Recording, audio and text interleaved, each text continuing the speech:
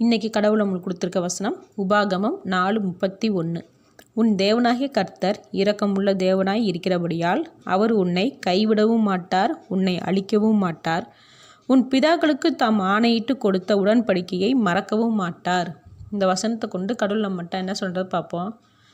நம்ம ஏதாச்சும் தப்பு பண்ணிட்டாலோ இல்லை தேவனுக்கு நாம் ப்ராமிஸ் பண்ணி கொடுத்த வார்த்தையை சூழ்நிலை காரணமாக மீறிட்டாலோ, ஏதோ ஒரு சூழ்நிலையில் தேவன் சொன்ன வார்த்தையை நம்ம கேட்காம இருந்தாலோ நம்ம என்ன நினைப்போம், போச்சு தேவன் நம்மளை தண்டிக்காமல் விட மாட்டார், நமக்கு அவர் சொன்னதை நிறைவேற்ற மாட்டார், கண்டிப்பாக நம்மளை கைவிட்டுருவாருன்னு நினச்சி பயப்படுவோம், கவலைப்படுவோம். ஆனால் இந்த வசனத்தில் சொல்கிறாங்க, உன் தேவன் இரக்கமுள்ள தேவன், உன்னை அழிக்கவும் மாட்டார், கைவிடவும் மாட்டார்ன்றதை சொல்கிறாங்க. அது மட்டும் இல்லை, உன் பிதாக்கு நான் ஆணையிட்டு கொடுத்த வார்த்தைகளை மறக்க மாட்டேன் அப்படின்றத கடவுள் சொல்கிறான்றதை சொல்கிறாங்க. கடவுள் சொன்ன வார்த்தையை யாருக்கு நிறைவேற்றுவார்னா, யார் மேலே இரக்கமாய் கண்ணோக்கி பார்க்குறாரோ அவங்களுக்கு நிச்சயமாக அவர் சொன்னதை நிறைவேற்றுவார் அப்படின்றத சொல்கிறாங்க. ஆனால் சில பேர் வேணும்னே தப்பு செஞ்சுட்டு கடவுள் பேச்சை கேட்காம இருந்தாங்கன்னா அவங்க மேலே எப்படி தேவனுக்கு இரக்கம் வரும்? வராதில்ல.